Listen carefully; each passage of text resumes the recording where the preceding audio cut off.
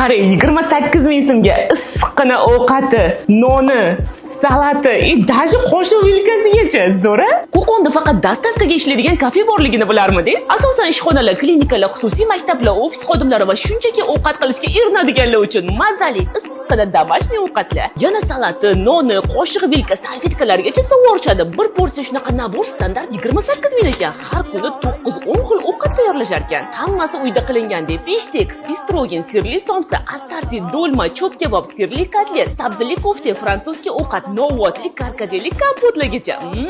Mazzami? Yana mana bunaqa 4 kishilik assorti go'shtli ovqatlar ham bor ekan. Narxi 280 ming ekan. Hamma ovqatlar ozoda sharoitlarda tajribali oshpazlar tomonidan tayyorlanadi va shahar bo'ylab dastavka qilib berishadi. Ish vaqtlari jumadan tashqari har kuni ertalab 9 dan boshlashadi va ovqatlar tugaguncha ishlashadi. Keyin ertasidan yana yangi ovqatlar qilishadi. Manzillari Qo'qonda, Sportivniyda, Tepaqo'rg'on qabristoni shuni ro'parasida.